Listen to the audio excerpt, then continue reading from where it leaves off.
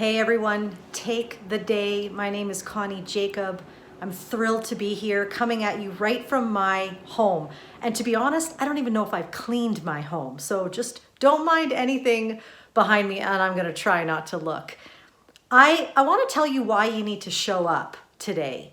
Because when you show up, other people can show up too. When you rise, other people can rise. And the problem is that oftentimes when we face the hardest moments of our life, what do? Well, we run, we isolate, we hide away from the world, and no one knows the brokenness that goes on behind our doors because we don't want to look bad, we don't want to deal with judgment, many reasons why we wouldn't show up. And I want to tell you, I need you to show up for yourself today. I need you to show up to the hard things that are facing your life. Why? Well, because we need you to make it. We need you to be able to face another day, because whatever is being built inside of you through hardship is building a capacity inside of you to be able to lead your family, lead yourself, lead your business, lead your organization, lead others, and inspire others. And oftentimes we think that the brokenness, no one wants to hear about my brokenness. No one wants to hear about the rough things in my life. And I believe that there's wisdom in how we share the rough things that we face, the hardships. But when we journey alone, we do ourselves and everyone else a huge disservice. We allow people to think that they are alone. We make people think that there must be something wrong with them because everybody else is doing just fine. You know, it broke my heart. I read a goodbye letter on LinkedIn from a businessman here in Calgary who basically wrote his last hurrah before he ended his life. And I thought to myself, what a tragedy.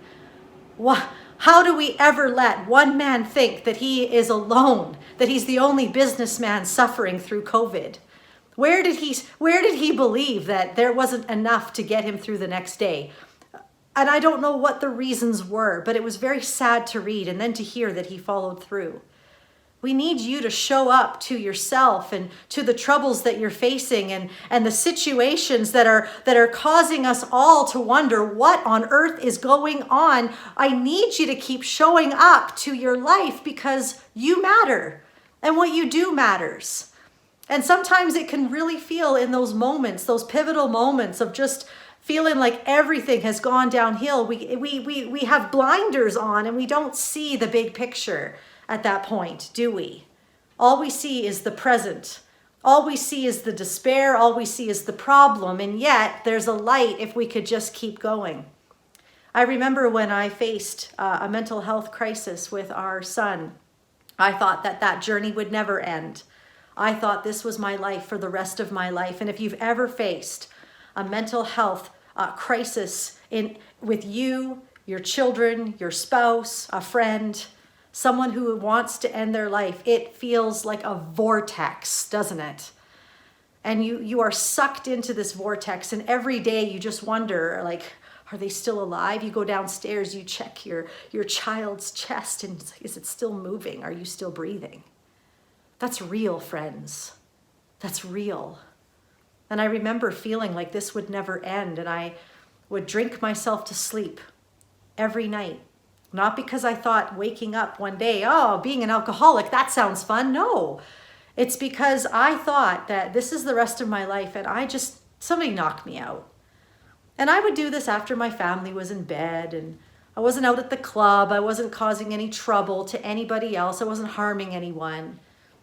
But a lot of times, many turn to addiction, not because they think it's a great idea, but because they are trying to numb pain. I love Gabor Mate. Dr. Gabor Mate says, don't ask what is the addiction, ask what is the pain. I love that because that's true. Pain is what leads us to substance, not thrills. I'm not 16 anymore. And I remember after about 6 months thinking, I should probably let someone know. This isn't healthy. At that point, the whole, it'll just be tonight had turned into 6 months. This was no longer just, it'll only be tonight. This was now a habit. And so I called up a friend and I told her, and this is what she said to me. She said, Connie, you can't be drinking. You're a role model. You're out there speaking to people. You've written a book. Like, no, you need to stop this right now. I'm calling you next week. I'm calling you to accountability. And if you haven't quit by next week, well, then we're going to take some measures. Well, my friends, I got off the phone with her and I had 2 drinks because all I felt from her was shame. Was that her intention? No. A lot of people don't know what to say. They don't know what to do. They don't know how to deal with the things that people are struggling with. And so they say and do stupid things. We've all done it. And I left that conversation feeling shameful because she was looking at my behavior. And one of the things that we need to know when we show up to our lives and to other people's lives is that behavior is communication. Behavior tells a story. Behavior is not about the action. Out here, I'm drinking, but underneath, there's despair. And I stayed in my despair because someone wanted me to change my behavior. Guys, this is powerful. Can you just take a moment and just reflect on this in your own showing up? Show up to face your behavior and don't judge your behavior or the behaviors of others, but look at what is the story this behavior is trying to tell me. What alarm is going off? Drinking is an alarm. Anger is an alarm. Shame is an alarm. Anxiety is an alarm. What is underneath all of it? What is my drinking seeking to protect? What is my behavior seeking to protect? When we can face that part of ourselves, friends, that's what I call the brave journey. So 6 months later, so it's been a year now, I decide to call up another friend, and this is what she said. She said, Connie, you have forgotten who you are. You've forgotten that you are a warrior. You've forgotten that you're courageous. I'm getting down there in the muck with you. I'm grabbing you by the hand, and I'm not going to let you go until you remember who you are. And guess who has not drank herself to sleep out of despair since? That's the power of showing up to someone's life and looking underneath behavior instead of what is the problem? Oh my goodness, our children are dying. Suicide is the second leading cause of youth. Our men are suffering. Men are 2 times more likely to commit suicide than women.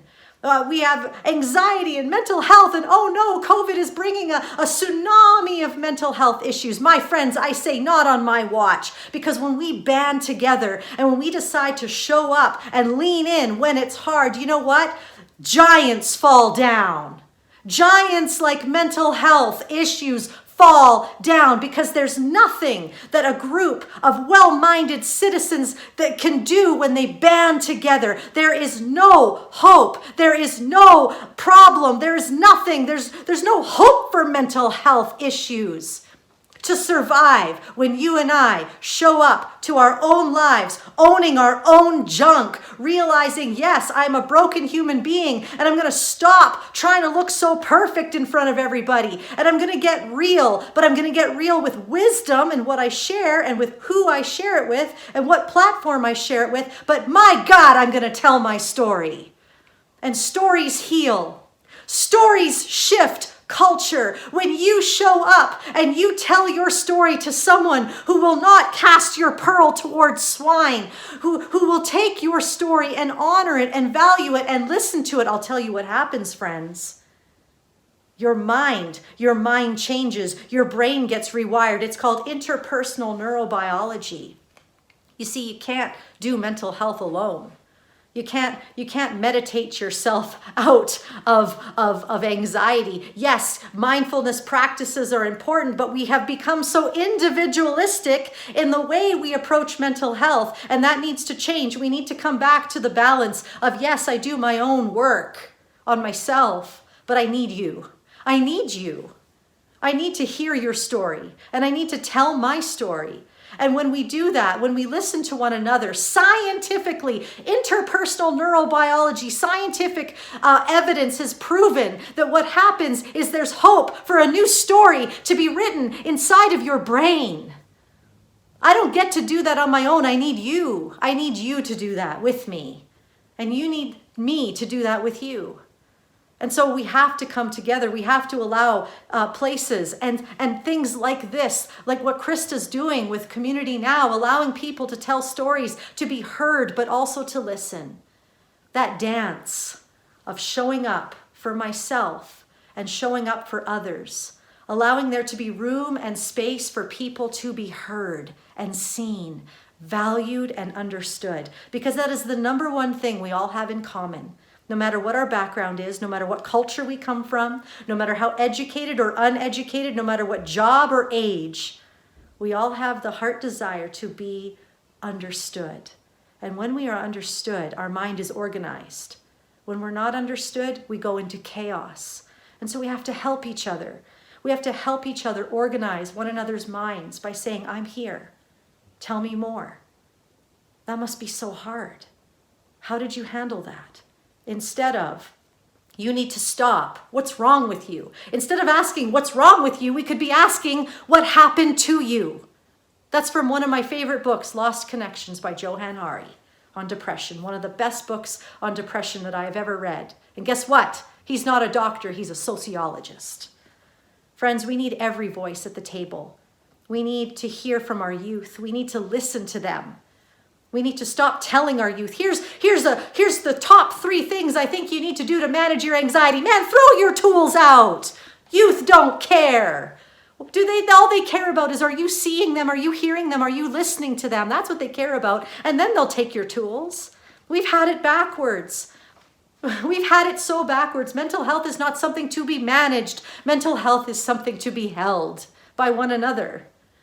Mental health is not something that we offer as a 3-step plan and you're free by Friday. There's no such thing as free by Friday. We need to join together as a community. We need to band together and remember that I need you and you need me. And together we get through this. And so show up. My mantra with our Brave Parent Institute is this: I am brave. I show up when it's hard. I love without walls. I forgive when it hurts, and I rise through the motherfucking storm. And that's what I'm talking about, friends. You can't rise through any storm without all those steps first. Continue to be brave. Continue to show up when it's hard. Continue to love without walls, including yourself, starting right here. Forgive when it hurts, starting right here. And we might get a chance to see healing, my friends. And I believe it with all of my heart. So I want to switch gears a little bit because Krista has said, you know what we need? We need to come together. And one of the ways that I used to bring people together, and I still love to do this, there just hasn't been opportunity, is through dance, through movement. My work in resilience and mental health started over 20 years ago in the streets of East Vancouver with gangs and drug dealers and bringing people together, using hip hop as a vehicle to teach some really important skills. And you know, there's a part of me, this 46-year-old mama, she still likes to get down. And I'm wondering, because you know what bands people together? It's not always talking about the serious stuff, even though that's true, but story. Story brings people together, allowing people to tell their stories, but also fun and movement and food. We could learn a few things from people like who live in South America and the Philippines. I love those people. Those are my people. Us white people, man, we need to loosen up. How many are you with me right now? And so Krista has asked me to do something. And so I want you to get up off your seats. Get up off your seats, everybody. We are going to do a little movement. Now, what I want you to do is I don't want you to take yourself too seriously, okay? I'm going to put on one of my favorite all-time party songs. And what we're going to do, and it's hip hop, by the way, it's hip hop. Now, what we're going to do is we're going to bend our knees. Now, you can't see my knees, but my knees, they're bending. See this? Bending my knees. Yes. So we're going to bend our knees, and I just want you to find your inner groove, okay? But every time you hear down, down, down, down, down, down, I want you to do this, okay? Hip, down, hip to the front, down, hip to the front, boom, hip to the side, boom, hip to the back, okay? Pretend you got people on the side, you're gonna boom them out of the way. Boom, boom, boom, okay? All right, down, down, down, down, down, down, and then it's gonna say, guys, do you know the song yet? Do you know where I'm going? You put your hand up here, you swing it around like this, You go around in a circle because it's gonna go. Time's up. Jump on it, jump on it, jump on it. Are you ready, guys? Do you know the song? Do you know this song? All right, everybody. Just get your groove on. Bend your knees, okay? Let your body loose. Let your body loose, that's it. Just bend your knees. Don't take yourself too seriously. Good stuff. Okay, nice. All right, everybody, just lean back this way, right here. My dog is even wanting to get involved. Da, bum, bum, bum, bum. Ready? Time's up. Jump on it. Jump on it. Gonna do that again. And bum, bum, bum, bum. And go again. Nice. And go again. Bum, bum. Back. Here we go. Ready? Go again. And bum, bum, bum, bum, bum. Nice. Okay, I want you to do this with me. Take your hands like this and go like this. Just like that. Nice. Now put your hands on your hips like this and chicken. Okay? Nice. Okay. All right, we're going to do 4 of these. 1, 2, 3, 4. And now here. 1, 2, 3, 4. And again. 1, 2, 3, 4. And again.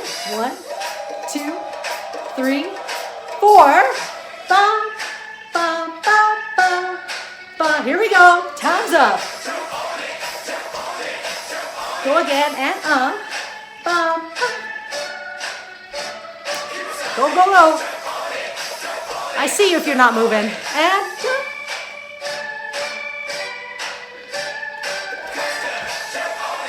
we used to do this in the club, guys. Here we go.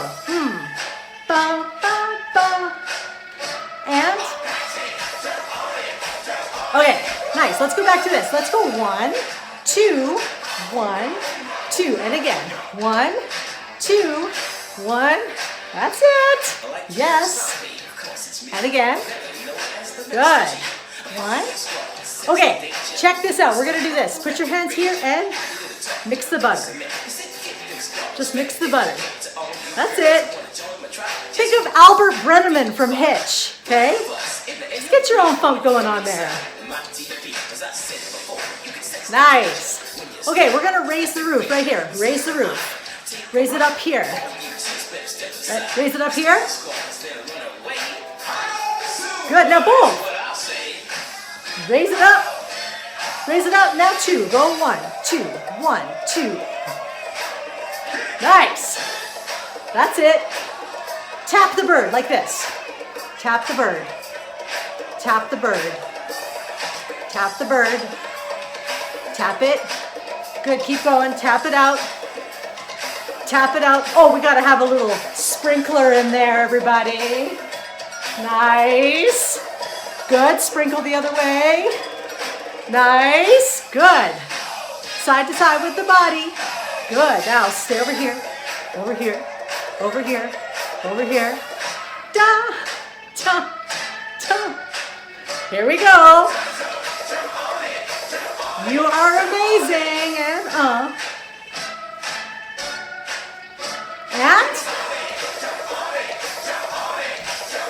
and boom. And all right, guys, this is it. Take it home.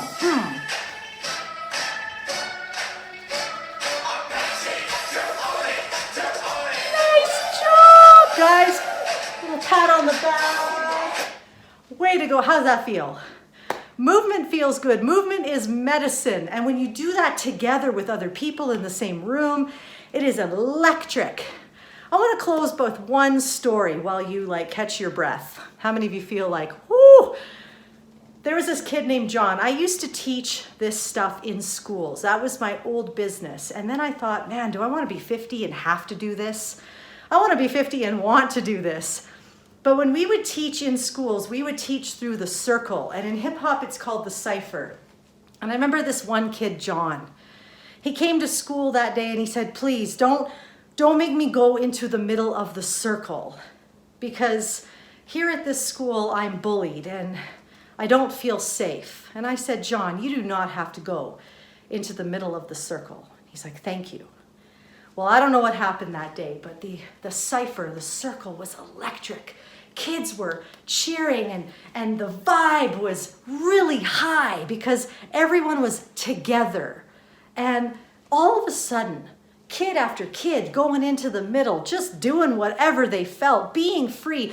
John goes into the middle of the circle. Now, his moves were nothing to brag about.